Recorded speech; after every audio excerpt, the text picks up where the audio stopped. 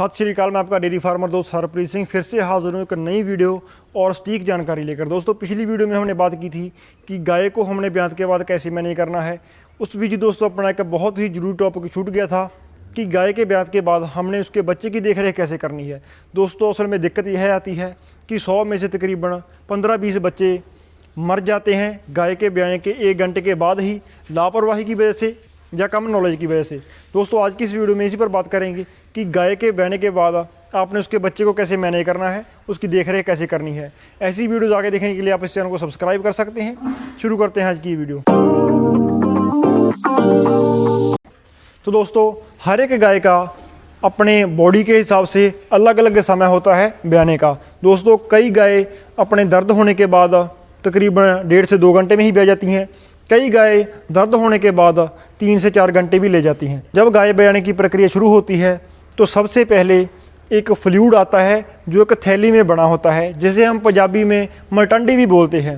दोस्तों वो मलटंडी कई बार अपने पशु के अंदर ही टूट जाती है, जिससे अपने गाय के बच्चे के मुंह के अंदर पानी चला जाता है और उसको दिक्कत होने लगती है। तो दोस्तों जब आपको यह बात पता चल जाए कि गाय के जो फ्लूइड है वो गाय के अंदर ही फूट गया है तो दोस्तों आपने गाय के अंदर हाथ डालकर देखना है कि बच्चे की टांग वगैरह सही है, उसका जो मुंह है वो सही है, यानी कि गाय को ब्याने में कोई तकलीफ नहीं होनी चाहिए। तो टंडी फूटने के 15-20 मिनट बाद ही आपने अपनी गाय को ब्याने में सहायता करनी है। अगर आपकी गाय नहीं ब्याती, बच्चा बाहर को नहीं आ रहा, अपने वेटरनरी डॉक्टर को कॉल करके अपनी गाय की डिलीवरी करवानी है। तो दोस्तों ज़्यादातर दिक्कत क्या देखी जाती है कि जो पहले और दूसरे ब्यात की गाय होती है ये खड़ी रह करके ब्याती हैं। दोस्तों अन्य गाय या कुछ जो नर्म स्वभाव की गाय होती हैं वो बैठकर ब्याती हैं, और पहले दूसरे या गर्म माथे की जो गाय होती है वो खड़ी रह करके ब्याती है। तो दोस्तों इसके कारण अपनी गाय का जो बच्चा होता है माँ से अलग होकर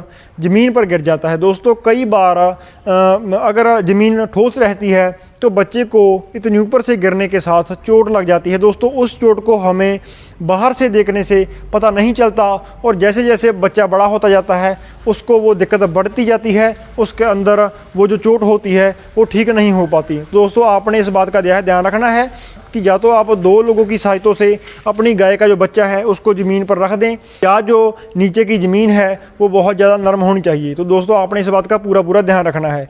तो दोस्तों अगली बात आपने क्या ध्यान में रखनी है कि बच्चा जब ब्याएगा तो आपने उसके मुंह में उंगली डालकर देखनी है। दोस्तों कई बार उसके मुंह में जाले वगैरह लगे होते हैं तो वो आप अपने हाथ से भी साफ़ कर सकते हैं।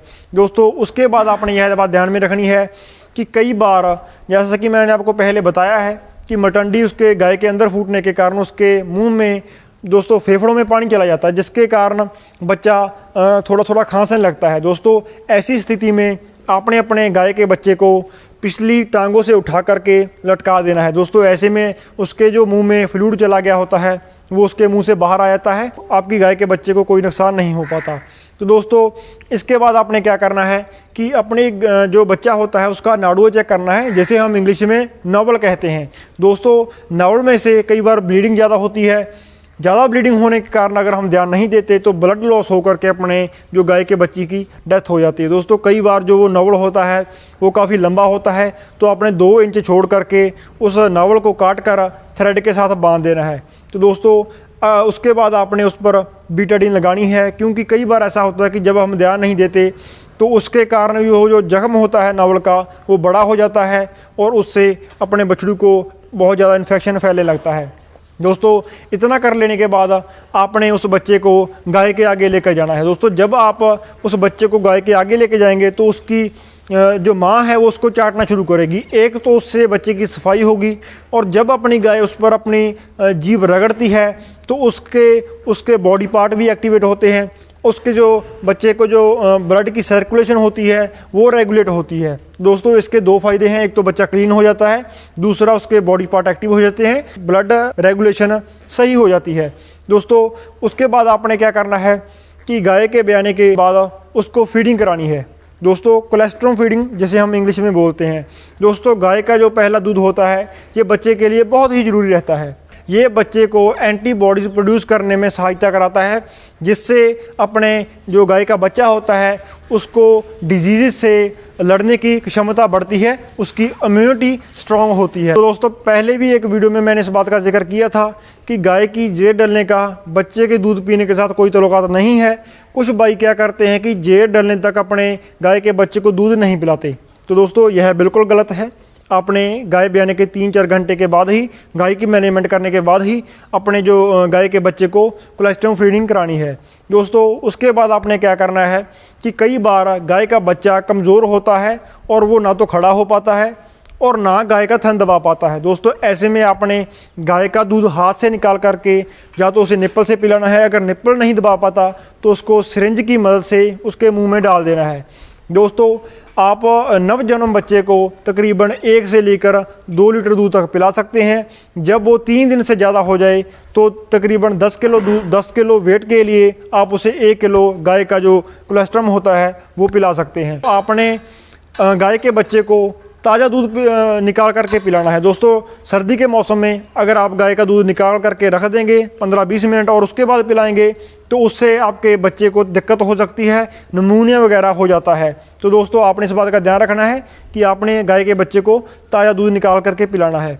दोस्तों जब आपकी गाय का बच्चा तकरीबन 14 दिन का हो जाता है उस वक्त हमने उसकी पहली डीवार्मिंग करनी होती है। दोस्तों जो डीवार्मिंग की डोज होती है यानी कि पेट के कीड़ों की जो दवा होती है वो गाय के बच्चे के वेट के हिसाब से होती है। तो इसके लिए आप अपने जो वेटरनरी डॉक्टर की सलाह ले सकते हैं, उसके वेट के हिसाब से उसकी डीवार्मिंग कर सकते हैं।